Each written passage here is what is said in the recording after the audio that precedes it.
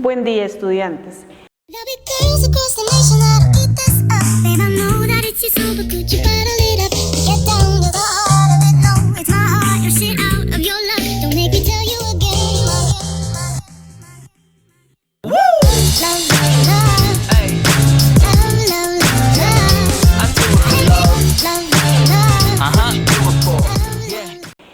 El tema que vamos a conocer a continuación está muy presente dentro de la etapa de la primera infancia, ya que son trastornos permanentes de voz y habla, que están muy presentes en los niños en la etapa de la primera infancia, donde están aprendiendo a hablar. ¿Listo? Entonces, en los trastornos de la voz y el habla encontramos diferentes situaciones y encontramos diferentes trastornos. Entre uno de esos está la disfonía, que es la alteración de la voz. Las causas de este trastorno es por hipertonía, hipotonía, respiración insuficiente, enfermedades, modelos familiares o factores anatómicos. Los síntomas son voz ronca, grave, altibajos o rinofonía. ¿Qué debe hacer el docente? Modelar que su voz sea adecuada, informar a la familia y cuidar el ambiente acústico cuando dentro de su aula hay algún estudiante que presente este trastorno. ¿Cuáles son los trastornos del habla? Es importante que nosotros conozcamos cuáles son esos trastornos para que al conocerlos y poderlos saber cuáles son, podamos dentro del aula identificarlos. Porque estos sí son muy comunes dentro del proceso o dentro de la etapa de la primera infancia. Entonces encontramos la dislalia, muy atentas a este tipo de trastornos. En la dislalia tenemos que es un trastorno del habla de articular o pronunciar correctamente fonemas. Entonces un ejemplo de ello es que los niños en vez de loro dicen lodo, ¿sí? Quizás hasta una edad es normal, pero ya cuando el niño tiene 7, 8, 9 años, entonces ya hay algo que ahí está pasando, ¿sí? Algo está pasando, el niño está presentando algún trastorno del habla. Pero quizás pues mientras los niños están empezando a hablar, pues quizás estas palabras se le dificulten, ¿sí? Pero pues obviamente tenemos que estar pendientes hasta qué punto y hasta qué edad está este tipo de trastorno o está esa situación.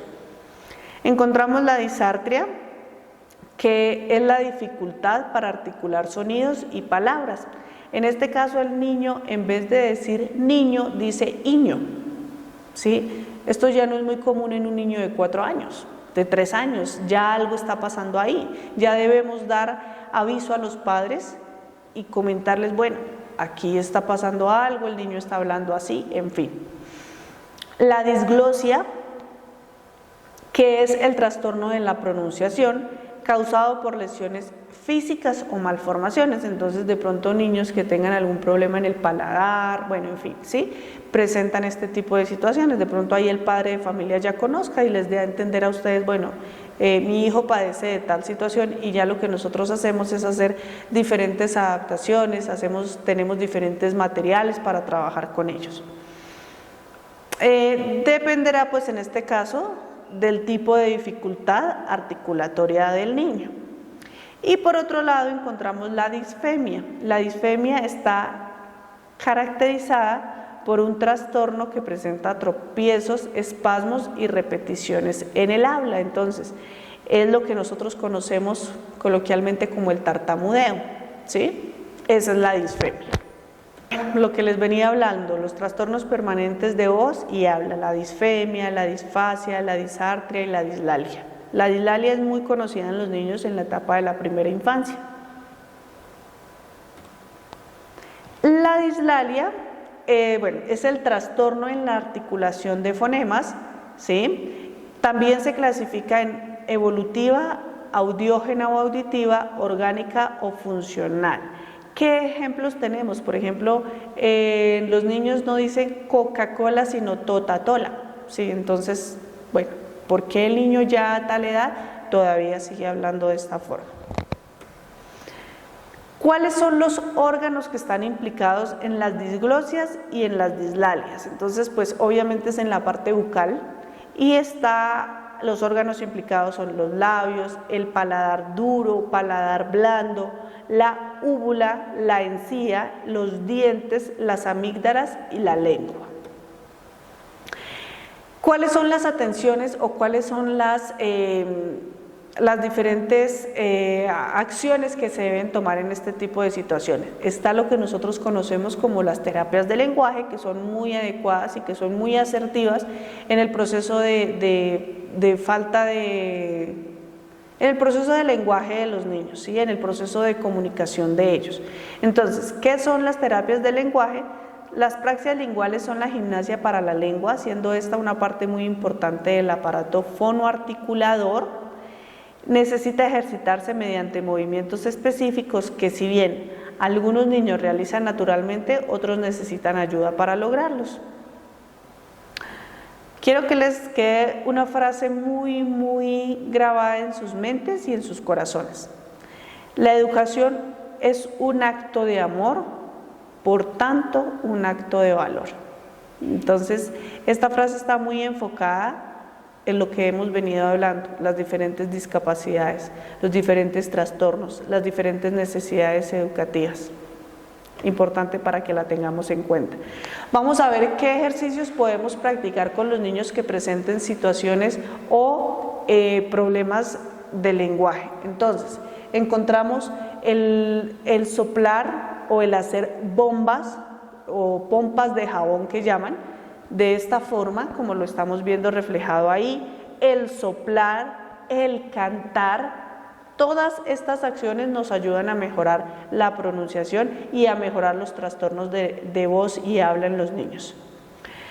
¿Cuál es el aparato que está donde se genera toda la parte del lenguaje? Es el aparato fonador. ¿Listo? Toda la información sobre el aparato fonador, qué es, de qué órgano se compone, cuáles son sus funciones, la importancia de la voz y el habla. Vamos a conocer todos los detalles del sistema fonador. Ese gran desconocido, porque casi nunca lo escuchamos, hace parte de nuestro cuerpo y es el que se encarga de toda la parte de la voz y el habla en los seres humanos. ¿Qué es un aparato fonador? El aparato fonador engloba todos los órganos que intervienen en la transformación del aire en vibraciones sonoras. Guarda una estrecha relación en el sistema respiratorio y su principal objetivo, ¿cuál será? Permitir la comunicación a través del lenguaje hablado. Entonces, ahí, como podemos observar, están las partes del aparato fonador, están las fosas nasales, está la cavidad bucal, la laringe, el bronquio derecho, el pulmón derecho, por otro lado está el bronquio izquierdo, el pulmón izquierdo, el diafragma, la faringe, la tráquea. Todas esas partecitas hacen parte del aparato fonador y es gracias a ellos que se produce la voz y el habla. Entonces, cuando hay algún trastorno o alguna dificultad de voz y habla en los niños, pues se entra a estudiar su aparato fonador y a saber cuál de esas partecitas está afectada. ¿Listo? Entonces, ya en nuestros encuentros sincrónicos vamos a saber qué actividades vamos a poder desarrollar con los niños que nos presenten este tipo de alteraciones de lenguaje, de voz y habla, y cómo nosotros o cómo ustedes, como futuras técnicas en atención a la primera infancia, pueden brindar atención oportuna, pueden trabajar con estos niños que presenten este tipo de situaciones, de este tipo de trastornos. ¿Listo? Entonces, estaré atenta a cualquier duda, a cualquier inquietud, de igual forma a cualquier aporte que ustedes tengan. ¿Listo? Me gustaría que fuéramos averiguando y que fuéramos conociendo qué más actividades podemos trabajar con los niños dentro del aula. Chicas, muchos éxitos y bendiciones.